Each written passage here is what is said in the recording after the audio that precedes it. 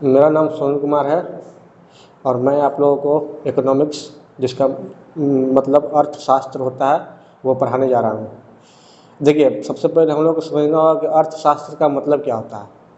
इसमें आप लोग देख देख सकते हैं कि ये जो है शब्द है, दो शब्दों के मिल जुड़ाव शब्द बना है। जैसे अर्थ, जिसका मतलब होता है रुपया, पैसा और कोई भी चीज़ जिसे हम लोग उपयोग कर सकते हैं। और शास्त्र, इसका मतलब होता है, ऐसे तो इसका मतलब होता है कि हर एक चीज़ का मतलब कोई चीज़ कैसे इस्तेमाल किया जाए, कैसे वितरण किया जाए, कैसे उपयोग में लाया जाए, इसी का मतलब होता है शास्त्र।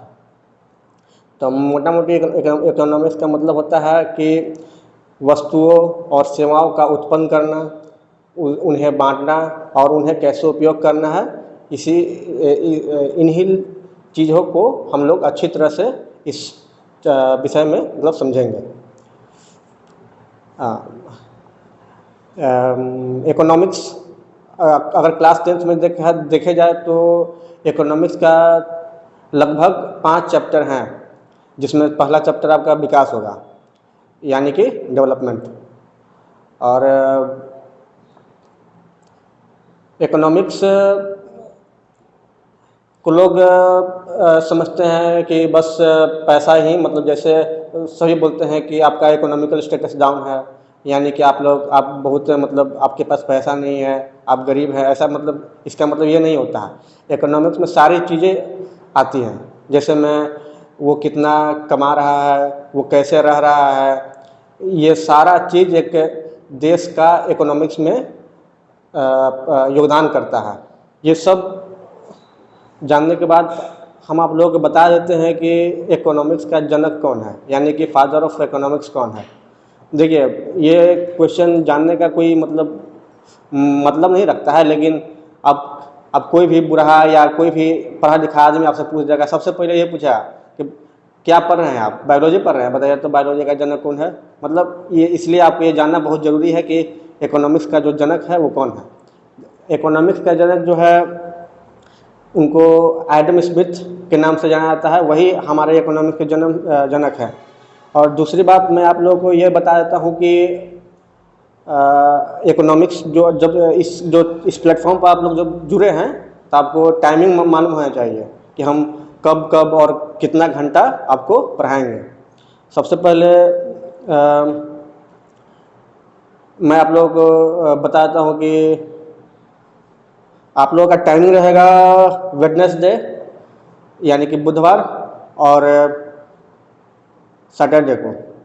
इन दोनों दिन आप लोग इकोनॉमिक्स पढ़ेंगे इसी प्लेटफॉर्म पर, और बाकी टीचर जो है रोज़ एक वीडियो जो है आप लोगों को पोस्ट कर दिया जाएगा। जैसे मैथ्स हो गया, बायोलॉजी हो गया, हर एक चैप्टर के लिए हर एक टीचर आप इस प्लेटफॉर्म पर उपलब्ध है।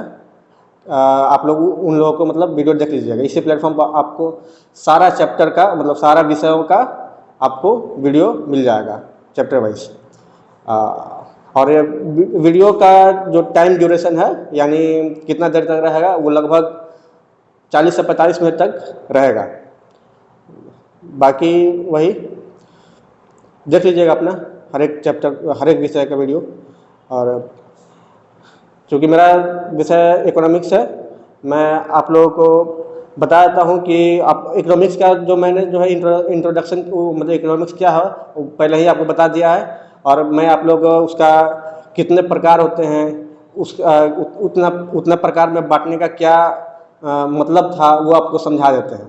देखिए, इकोनॉमिक्स अगर कोई छोटा है कि कोई बोलता है कि इस देश का इकोनॉमिक बहुत छोटा है, उस देश का इकोनॉमिक बहुत बड़ा है, यानी कि उसको मतलब कितना वो सर्विस या जो सेवाएं है या वस्तु है कितना बना रहा है, उस पर 2 प्रकार के होते हैं। जैसे मैं माइक्रो इकोनॉमिक्स और मैक्रो इकोनॉमिक्स, यानी कि माइक्रो मतलब जो है छोटा स्तर पे और मैक्रो मतलब हो गया बड़ा स्तर पे। हम आप लोग यहाँ लिख देते हैं कि माइक्रो और मैक्रो क्या होता है। यही 2 प्रकार के हम लोग इकोनॉमिक्स पढ़ेंगे, माइक्रो और मैक्रो। और इकोनॉमिक्स में कई सेक्टर बांटे गए हैं। सेक्टर मतलब अब देखिए, अब कोई भी चीज़ बनाने के लिए हम लोगों को रॉ मटेरियल की ज़रूरत होता है, फैक्ट्री का ज़रूरत होता है। उसे बांटने के लिए हम लोग को लेबर, मजदूर, पैसा सारा चीज़ों का ज़रूरत होता है। इन्हीं चीज़ों को हम लोग 3 प्रकार में बांटते हैं। जैसे हो गया primary sector, secondary sector and tertiary sector. मतलब हम लिख देते हैं प्राइमरी सेक्टर, टर्सरी सेक्टर और सेकेंडरी सेक्टर का मतलब क्या होता है और इसका मीनिंग क्या होता है।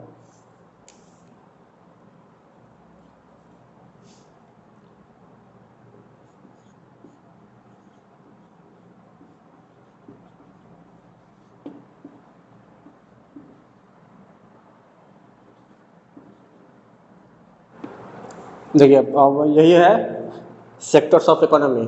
मतलब इकोनॉमिक्स को कितने प्रकार में बांटा जा सकता है, इसका क्या क्या क्षेत्र होते हैं, यही लोग है। देखिए प्राइमरी सेक्टर यानी कि प्राथमिक क्षेत्र, सेकेंडरी सेक्टर यानी कि द्वितीय क्षेत्र, टर्सरी सेक्टर यानी कि तृतीय क्षेत्र। अब बात यह है कि प्राथमिक क्षेत्र, द्वितीय क्षेत्र और तृतीय क्षेत्र का मतलब क्या होता है। देखिए प्राथमिक मतलब हो गया कि आपको रॉ मटेरियल का जुगाड़ करना है। रॉ मटेरियल मतलब जैसे में आप लोगों को मान लीजिए बुक बनाना है, तो बुक का किताब बनाना है, तो इसको में क्या रॉ मटेरियल यूज होता है, यानी कि जो कच्चा माल होता है वो क्या यूज होता है, वो आपको जुगाड़ करना है। जैसे मैं मान लीजिए कि आपको इसके लिए पहले आपको पेड़ काटना पड़ेगा। पेड़ काट को इसको मतलब इसके मतलब बुक का रॉ मटेरियल ही पेड़ होता है।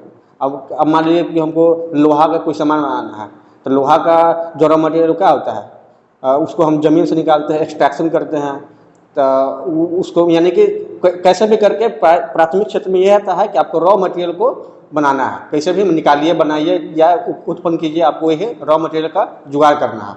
अब बात है द्वितीय क्षेत्र। द्वितीय क्षेत्र में इसका मैन्युफैक्चरिंग होता है। मान लीजिए कि हम वही बोले कि हमको नोटबुक बनाना है, यानी किताब बनाना है, कॉपी बनाना है या लोहा बनाना है, तो रॉ मटेरियल तो हम निकाल लिए, प्राथमिक क्षेत्र में आता है। तो द्वितीय क्षेत्र में क्या आएगा, उसको मैन्युफैक्चरिंग कर रहे हैं, यानी कि उसको फैक्ट्री में ले जाकर बनाना। यानी तो इसमें इसमें इसमें आ गया आपको रॉ मटेरियल।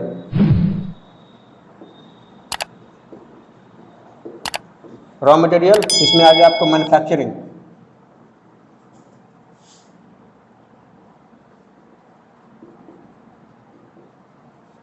रॉ मटेरियल मतलब इधर, अच्छा उधर तो दिखाई नहीं देगा, हम बाद में लिख देंगे कि रॉ मटेरियल का मतलब हो गया आपका कच्चा माल।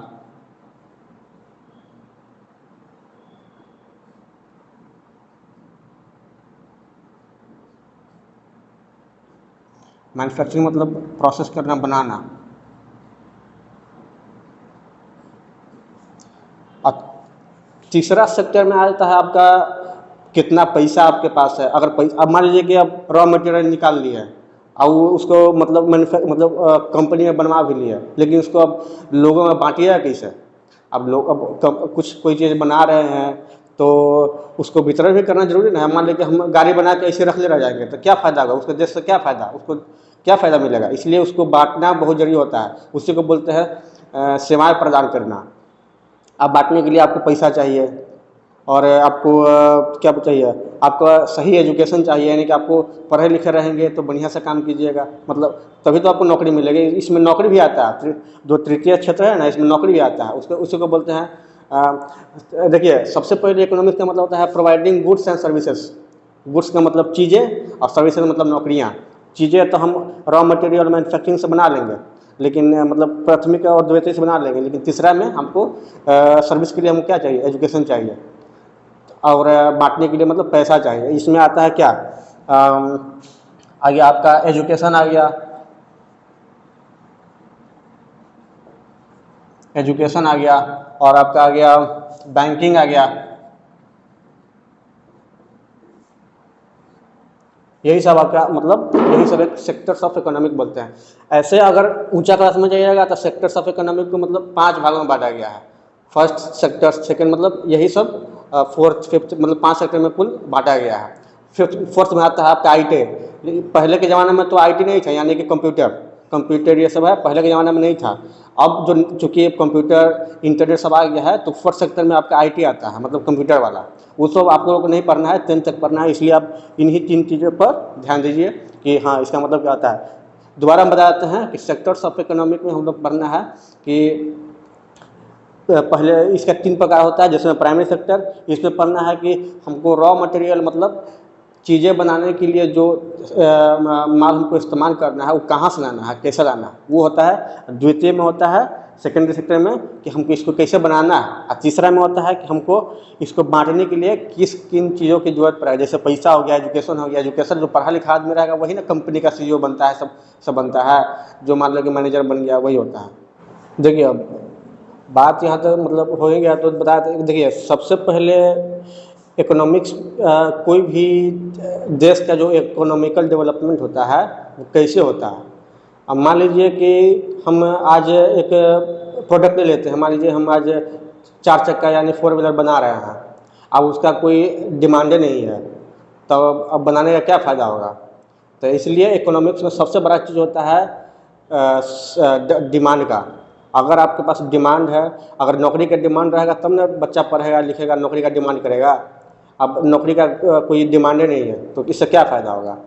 अब यही और सरकार इन चीज़ों में सरकार बहुत मदद करती है। जैसे कोई पॉलिसी लाती है, कोई मान लीजिए कि एजुकेशन पॉलिसी ला दिया, बेटी बचाओ बेटी पढ़ाओ, सब इस सारी चीज़ें इकोनॉमिक एक देश का इकोनॉमिकल डेवलपमेंट में है कि जो मतलब बहुत मदद करता है।